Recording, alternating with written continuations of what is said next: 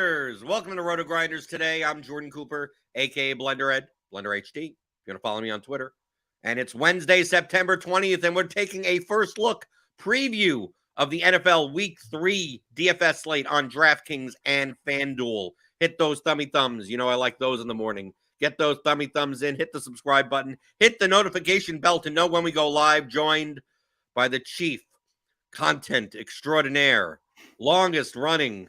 What NOTO? It's been what, 12 years or something?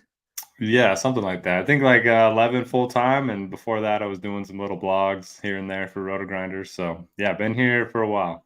So NFL comes around, we got a new week. You're on the hamster wheel, you're used to it, right? Because it's always exciting NFL when it starts.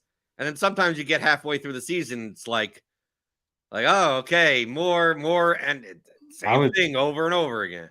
I would say that's more for baseball and basketball. NFL goes by so fast, but yeah, once we're to the summer, baseball, that's when I really want to stop doing that. And then NBA too, once you get into the spring when everybody's getting rolled out left and right. But yeah, NFL, man, goes by so fast, you have to enjoy every week. So we have the games up here. We have some first look articles on the site. You go to rotogrinders.com. Check out the free content like NOTO's first look, as well as we have the injury report situation room, because that's the one thing that we need to monitor, because that's where kind of all the value tends to come from in DFS. So we'll take a look at some of these situations. We'll take a look at some of the main games to target. One thing that's noticeable on this slate, NOTO, is that, I mean, the offense is down in the NFL. I mean, the totals are not all that appealing. I think that the main target on this slate is going to be Chargers Vikings. They're playing in the Dome, 53.5 total. And then it drops. I mean, like the next highest total is Broncos Dolphins, and that's a clear 5 points lower. Then we get to the Falcons Lions, 46.5. Bears Chiefs, 47.5. But they feature, the Chiefs are just favored by 12.5 there. So it's not the Chiefs team total's high, but the game, the Bears may not show much resistance there. And then we have a whole bunch of really low total games. We'll get into some of the injuries, especially at running back coming up. But for you, at least in GPP, is it going to be tough to ignore? Like, is it going to be tough to just X out completely the Chargers Vikings game with all the pieces that they have there that could hit their ceiling, like Jefferson, Addison, Madison? We don't know if Eckler's going to play, so we may have Josh Kelly again, Keenan Allen, Mike Williams. I don't know about you, but I may not overthink this and just, maybe I don't stack the game, but it's going to be hard for me to not have a player from that game in one of my lineups. Yeah, this feels a lot like game one or week one between the Dolphins and Chargers, where it was an obvious game and the right move was just to be overweight on it. I think that's probably what I'll do, especially if Eckler's out, because that offense is pretty concentrated to begin with. You take him out, Kelly becomes a nice value, and then you obviously have the passing game. Herbert's got two favorite targets in Allen and Williams. So, and then the Vikings might have the most concentrated offense in the NFL. You just play Jefferson and then go from there. So I'm with you. I think I'm going to be overweight on that game, even though it is popular. And I wanted to ask you, what do you think the reason is for the scoring being down? Is it Vic Fangio's fault for making everybody play too high safeties, or what? Well, I mean, that, and also a lot of these teams are just not competent. I mean, truthfully so, especially in the beginning of the season. I mean, I think that's been proven out statistically, that the offenses, especially in new situations, take time to gel, while the defenses don't necessarily have to. So maybe we're seeing some lower scoring because of that. But I think it's true that, we still have plenty of teams in this league that are not pass first. And in the teams that play in a more analytically sound way tend to score more points.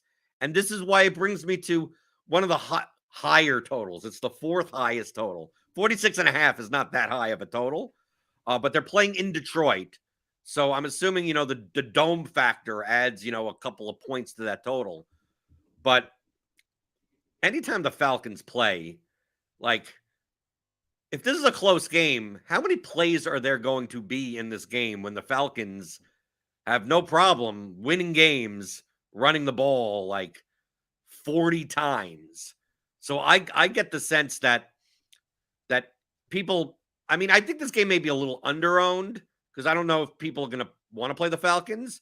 And with all the options from the Chargers and the Vikings on this slate, I'm not sure if Amon-Ra St. Brown or we're going to see what happened. Jamar Gibbs, what in the Lions backfield. Josh Reynolds had a good game and he's still pretty cheap. I'm not sure how many people are going to play this game, but my attitude with this game, based on the way that the Falcons play, is that I only want to play it correlated. I only like it has to be a game where the Lions get a 2-touchdown lead and the Falcons actually have to play like a real football team and not run the ball. If it gets close, I just think the play volume is just going to be too low for a 12-game slate in GPPs. I mean, even if the Falcons get down by 3 touchdowns, who knows if they're going to pass the ball? I mean, Arthur Smith hates Kyle Pitts. We haven't seen much from the passing game. Desmond Ridder doesn't look very effective at all. And right now they have a 56.3% rush rate on the season, easily the highest in the NFL. I was just looking at the blitz game factors, and this game doesn't project all that well in terms of pace.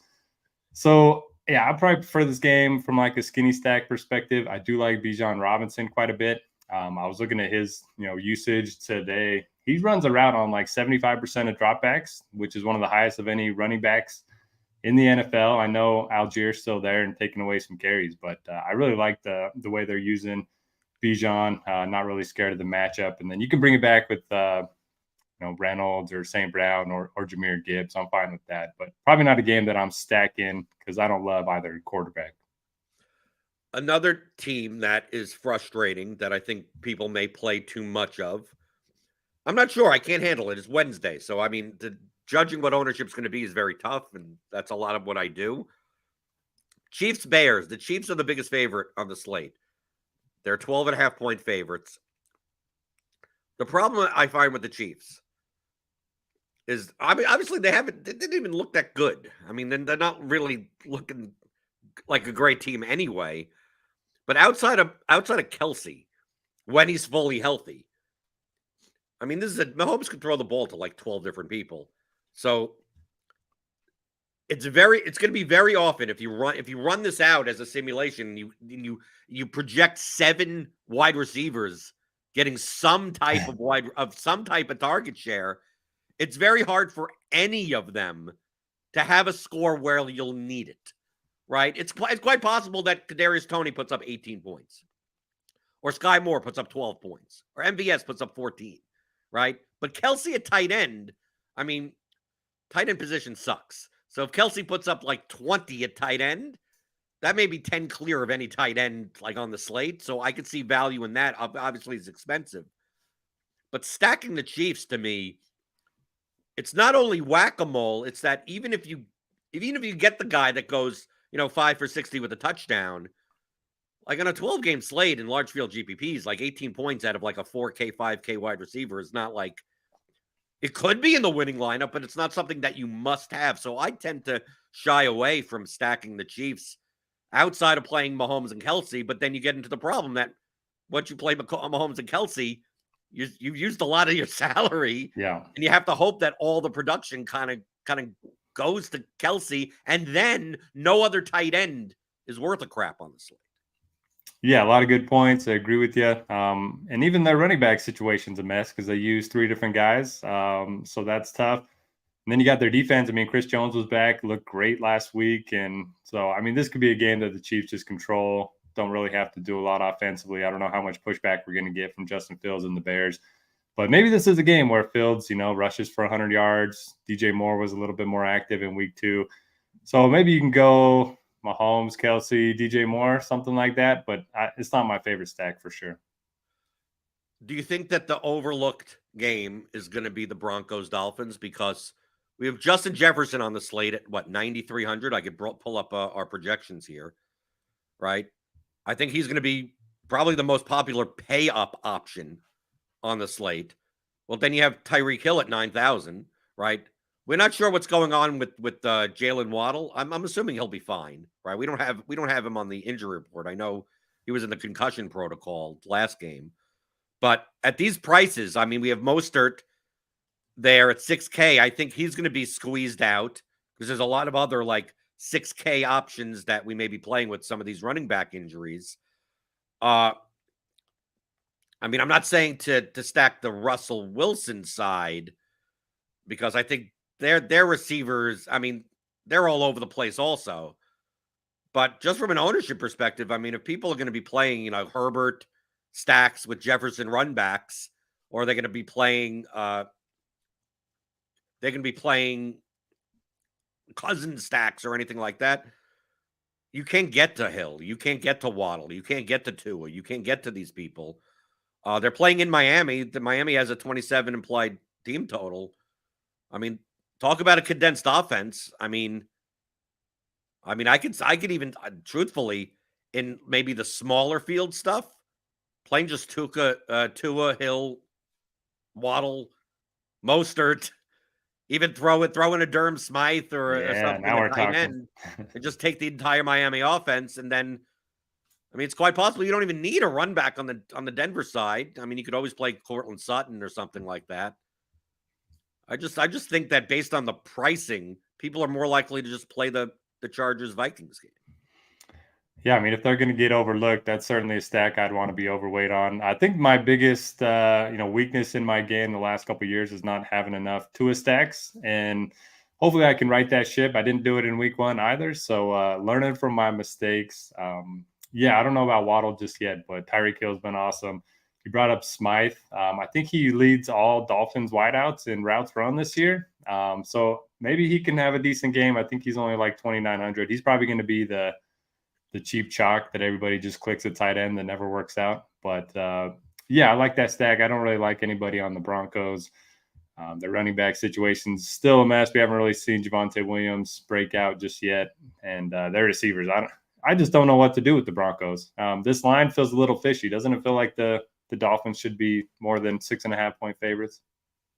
I typically don't bet on sides and totals, but it just seems off. Just right. It seems like Miami at home with the way Tua has played. I mean, didn't I see a stack that he's like the least pressured or least hit quarterback so far in the first 2 games of the season? I don't know. Let me see. I have a little chart that has pressures in the first look. Let's see. Remember, I'm on Twitter. Like, I have a tweet deck open, and if you follow fantasy football people, you see a lot of threads. So I think I remember seeing that in one of the threads. So they're top 5 Miami in pressure rate above expectation, and sacks per game. So offensive line's doing its job for sure. Okay, hit that thumbs up button if you're in the chat. Feel free to post your comments, your questions. We have a mailbag question today we'll take care of in a little bit. I want to talk about the running back situation on this slate because we got, it's always NFL DFS, the number one thing, especially when we're talking about like cash games or like for value, point per dollar value, maybe not ceiling. Every week there's going to be a running back that gets injured, and it's like, Eric Beinfort puts it very, very succinctly on the 11 o'clock a.m. show on Sundays, our prime time before lock block on Sundays, where people treat NFL like it's NBA, right? Oh, Giannis is out. That means you got to play Drew Holiday, or like, LeBron's out. You got to play AD. We saw last week we saw the past 2 weeks, right? Kamara's out. Kendry Miller's out. Let's play Jamal Williams. Jamal Williams got all the touches. That was fine. Just didn't do much with it, right? Josh Kelly got all the snaps, got all the touches. Didn't do much with it. I mean, what's funny is all 3 of these value running backs are playing the Titans. Jamal Williams was against the Titans, Kelly was against the Titans, and now Jerome Ford is playing the Titans. What are the odds of that? So Jerome Ford, I saw this morning that it looks like the Browns are going to sign Kareem Hunt. Yeah. So he's back.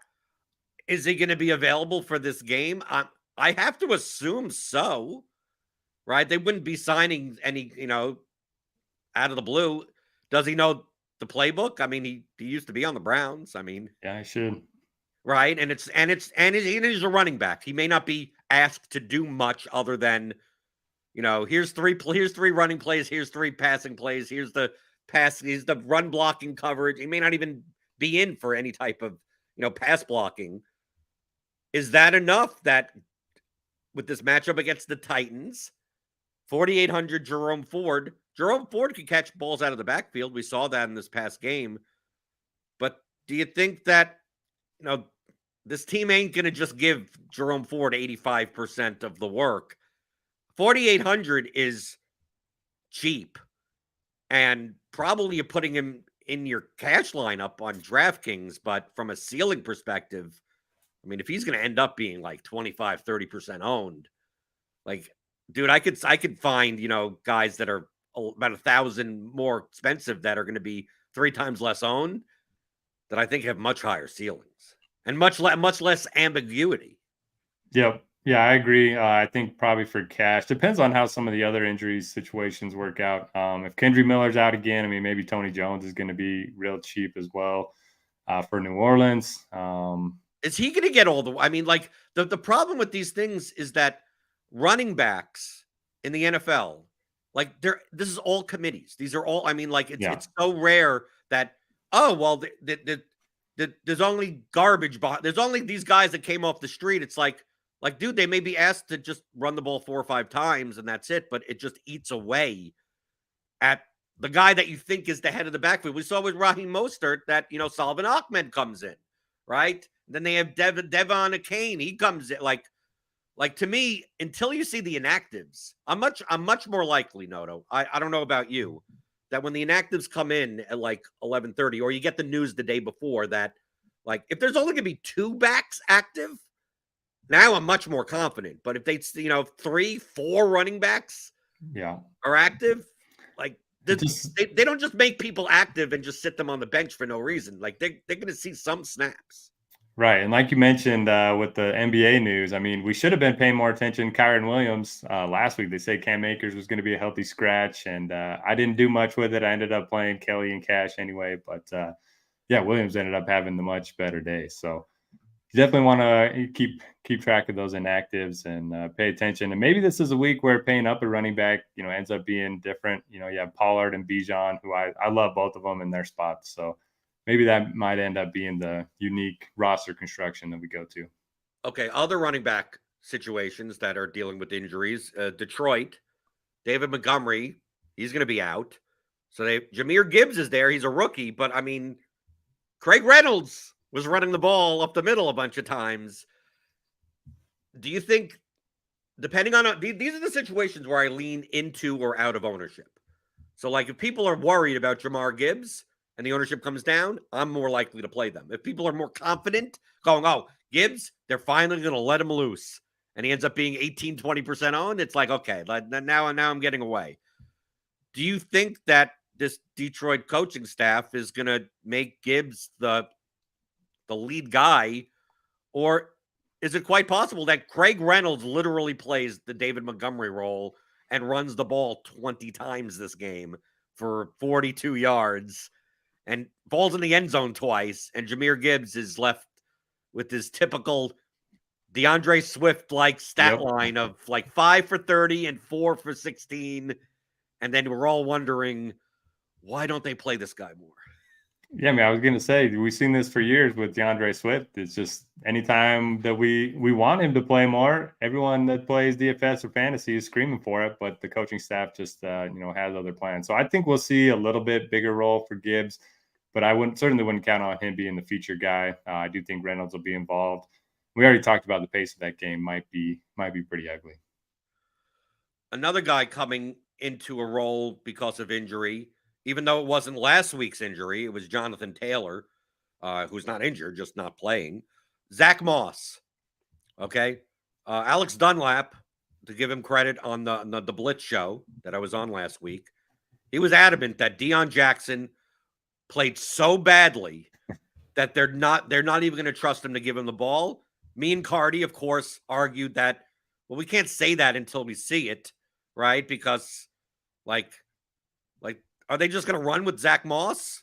Like, they're going to mix in Jackson. No, that's not what happened. They basically, Richardson got injured, right? And then Moss was out for like nearly every snap. Do you think that continues? It's not the greatest of matchups against the Ravens, but 5,500 for a running back that, I mean, he was catching balls out of the backfield. Do you think do you think this is Zach Moss's backfield? And would you much rather play him if Minshew starts or if Richardson does? I do think this is his backfield, and I would rather play him if Minshew starts. I think his receiving upside is a little bit higher.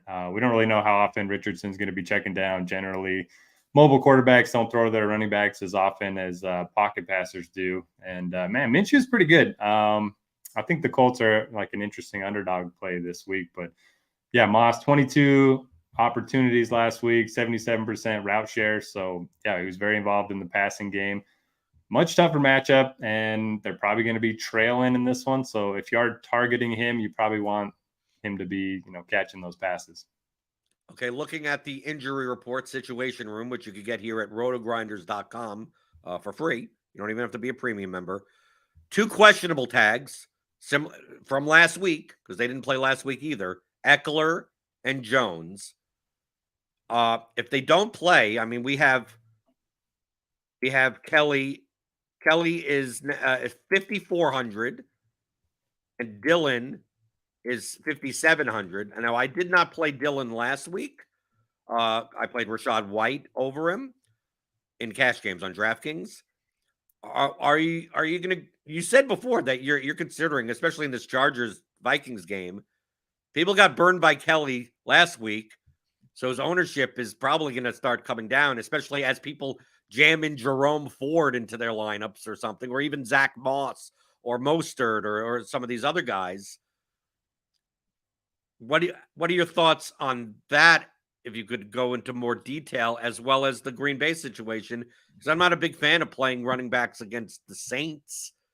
And yeah. Dylan, people got burned by Dylan last week also, but he wasn't his own last week, so I don't know how many more people were burned. I think you side more on the, if Kelly is 10% owned as opposed to 25 like last week, in the highest game total game, you're more likely to just go back to the well and hope for the best. Yeah, I'll always chase projected volume. So if Eckler's out, I'm certainly fine going back to Kelly. Much better matchup. And the Chargers have just found themselves in some weird game scripts so far. So, yeah, I don't mind going to Kelly. I mean, Kelly had a big week 1, and, he was the RB2 there against Miami. So I wouldn't mind going back to him if Eckler ends up being out. And then I don't know what to do with Austin Dillon. Everyone's saying how bad he is. I think he's just much better. Like once it gets cold, once it gets in the snow. So I would probably save him for a couple months there. Hopefully Jones ends up playing. And then we got to talk about the Ravens situation too. They're on the main slate, right? Yes. So yeah, we saw pretty much an even split between Justice Hill and Gus Edwards. Hill ended up getting a few more snaps. So I think he could be interesting if you do think, Baltimore is going to run away with that game. Wide receivers. I'll talk a little bit more about this on Friday. Friday, we will have Squirrel Patrol on to talk about some DFS strategy for the week 3 slate once we have some ownership in. And a big congratulations to him. Must watch, yeah. Right? I think he's going to play Jerome Ford in every lineup. I think he's going to on Sunday to kind of like double down. Or it could be the opposite of like Jerome Ford already won him $1 million. Like it's all the luck is run out. Well, it can only go down from there playing Jerome Ford. I mean, Jerome Ford and Chuba Hubbard in the same lineup is just awesome. That's why I'll never win $1 million. Right. Well, that's why on 2-game slates, you got to find ways to be unique. And when you have 80% on running backs and playing the negatively correlated versions of them, I mean, that's pure game theory. Of course, realize that 99% of the time you're going to lose money, but the 1% of the time that you win, it may be a lot, right? That's what you're hoping for.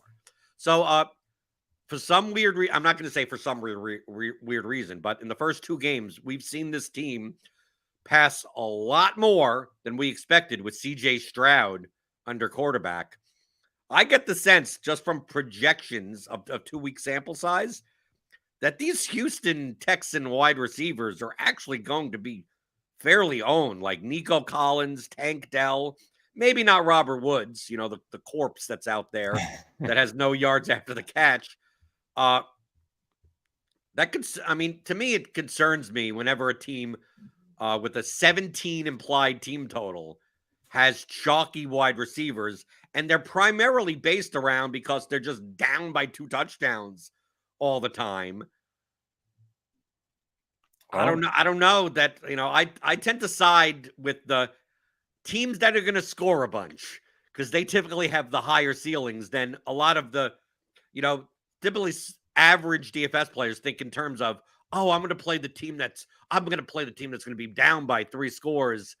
So he could throw for 400 yards. It's like, yeah, but with like 3 interceptions and 1 touchdown and no one gets there. So I'm much more likely to roster teams that are efficient offensively, unless these prices are just too cheap. If the Texans are going to throw the ball 40 plus times, does it matter that they're up or down? Yeah, I'm on the other side of this one. I like these Texans receivers quite a bit. Tank Dell's way too cheap on DraftKings. I played a lot of Nico the first 2 weeks, and I was just looking at the game factors. So this looks like it could be one of the fastest paced games of the week. You're going to have a pass happy game script for the Texans most likely. So I like Stroud as a cheap option in tournaments. I like pairing him up with some of his guys, and you have plenty of options to bring it back on the Jaguars. So I'll probably be stacking both sides of this game.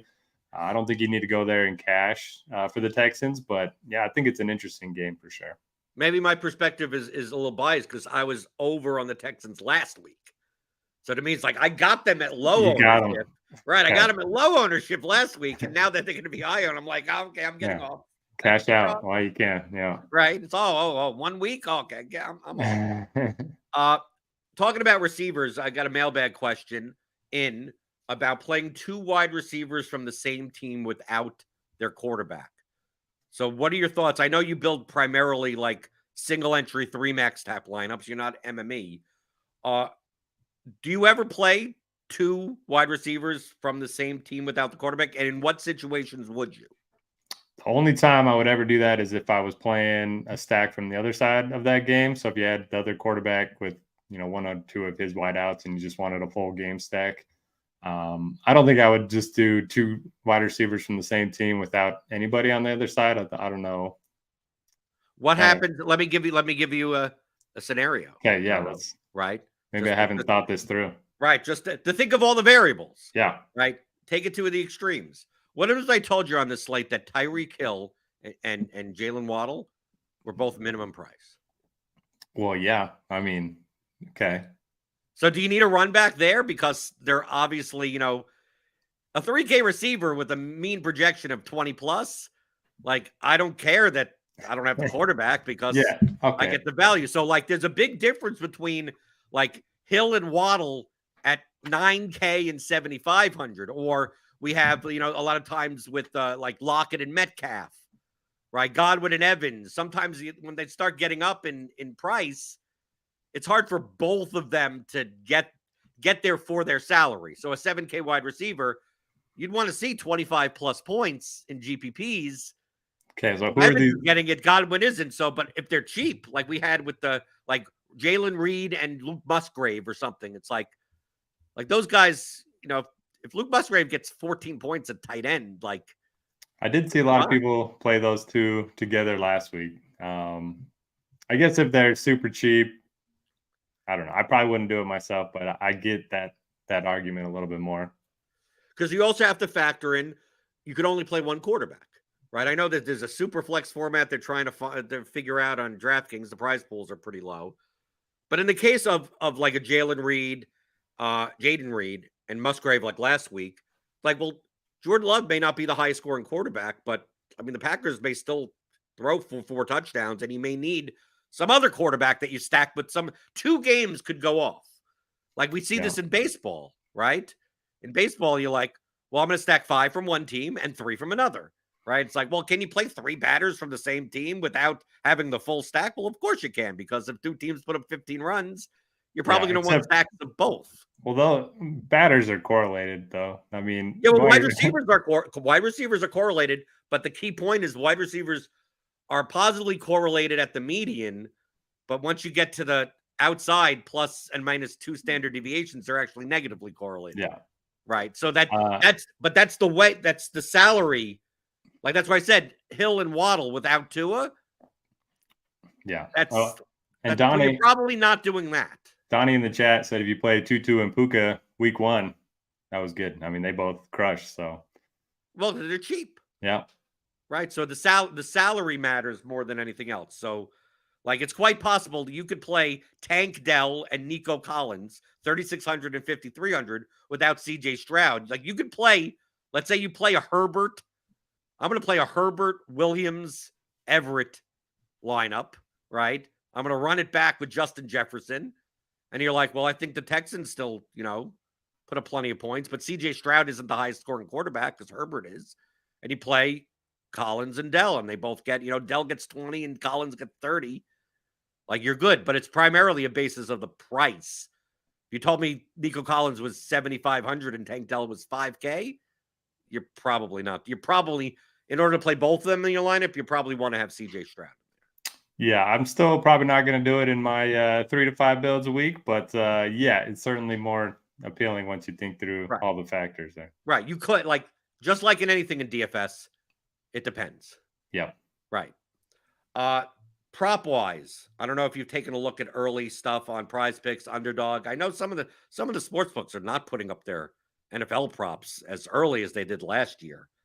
I mean, because they're getting tired of being beaten. Yeah, everyone's sharp. Right. But I do have 3. I've already looked between our RG projections as well as the Blitz. I still think, in general, we talked about it early, that as teams become more pass-focused and less rush-focused, I think, in general, the rushing yard market in props is probably a little bit too high. Some of these rushing props are a little too high. So I've highlighted 3 situations that the Blitz agrees with me. First off, I mean, it's a common one that I do most of the time, is Henry under 82.5 rushing yards. And that's on under. These 3 are all on Underdog. And that's where the best number is. So I think Prize Picks, it may be slightly lower. So we've seen with the Titans that Derrick Henry ain't like the bell cow, right? They're putting in Spears in and everything like that. So I've Henry's under. I've James Cook's under 5.5 rushing yards. These are ones that I actually have on Underdog. So I'm not just saying it. I have a four pick on these. Cook's under 58.5 because, I mean, he's not really the bell cow of. No one's a bell cow of anything. And then here's one that people may not want to do because he's the best running back in football. Christian McCaffrey under 80.5 rushing yards. The Blitz has him at 74. And also, remember, this is a short week. So on Thursday. So I know we've seen, and I'm the big fan of small sample sizes, don't trust anything. We've seen McCaffrey play almost every snap, right? It's quite possible that in a short week, maybe he doesn't. I mean, Shanahan said he wants to get Mitchell more touches, so yeah, but the coaches lie all the time. I'm trying to back you up here. Right, I know. No, but I'm just you understand what I'm saying about oh well, the coach says that we're gonna give the ball to Jahmyr Gibbs and then or DeAndre Swift, or we're gonna we're gonna pass the ball on it. Right. At least Arthur Smith, to his credit, basically says, I don't give a crap about your fantasy team. He does not. That is confirmed. Another mailbag question from the chat, from the YouTube chat, before we get out of here. How do you attack the KC game this week? With a big total of a lopsided game, do you still double stack it or without a run back? We talked about it before, that I'm not a big fan of the Chiefs because the production just goes to too many places. But if you were to attack the Kansas City game, would you just do Mahomes, Kelsey, DJ Moore? Or do you think, sneaky, that you play Justin Fields for his rushing upside on the other side for cheaper, and then maybe this is the case where you take 2 receivers without their quarterback?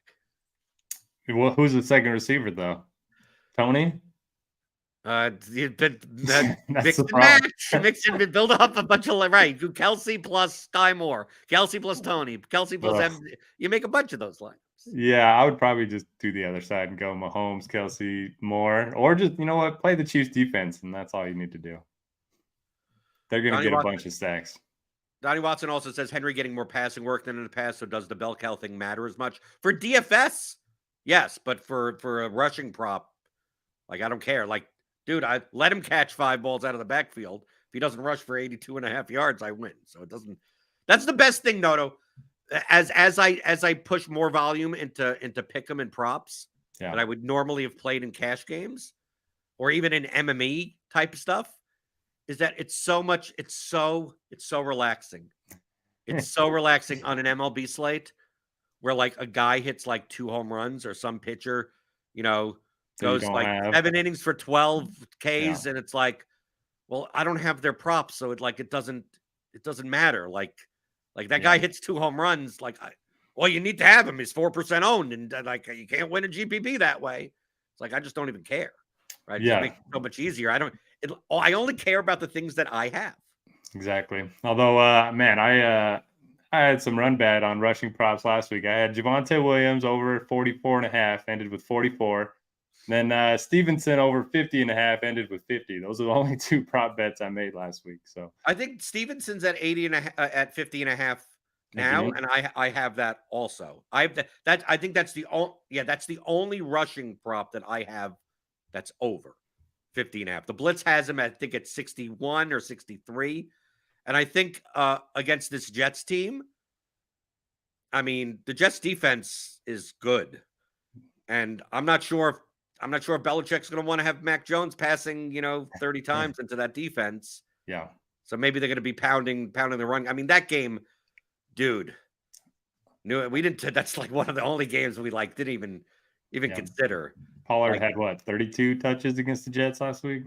Yeah, but look at this total. I mean, it's a 37 total game. Is it possible that you don't play anyone from this game in DFS? Yeah. Oh yeah.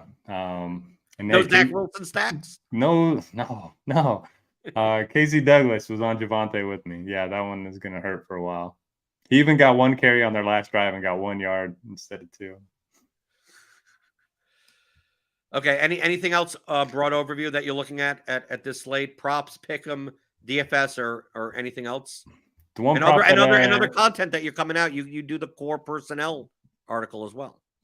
Core personnel will be out Friday. Then we'll do the tournament takes pod with Bobby and Kirk on Friday night. That usually comes out early Saturday morning if you want to check those out. My favorite prop of the week, Deebo Samuel over 52.5 receiving yards. You can also do the rushing plus receiving yards because I think he's going to break one this game on Thursday night against the Giants. The route participation is 95%, 30% target share. Only a matter of time before he gets going a little bit.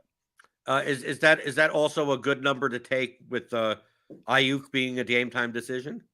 Yeah, I mean, if you get it now, I can't imagine it going lower. So if Ayuk's out, those numbers are going to go up.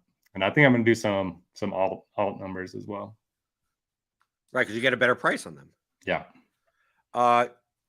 Feel free to send in your questions to the mailbag. questions@theoryofdfs.com. It goes directly to me. I ask them. To the expert analysts here at RotoGrinders. You can find Noto's work. Just click on Derek Farnsworth's. Just click on your name on RotoGrinders, and you just see it's like, here's all the stuff. Here's everything that you put out. Check him on those shows. We got a baseball slate coming up this afternoon. We got crunch time later tonight for the shorter night slate because there's more games during the afternoon or whatever. We'll have some prize picks videos coming out. Grant, always with the betting content at Scores and Odds. So subscribe to that channel. Subscribe to this channel if you're new. Hit the thumbs up button on your way out the door. Hit the notification bell to know when we go live. Am I telling people to do enough stuff? Am I putting too much on their plate? Can you please do this? Can you please do that? Read Noto's work. Watch my shows. I'm here Monday through Friday, 11 o'clock Eastern. Going down what you're thinking about in DFS, props, and pick'em on RotoGrinders today.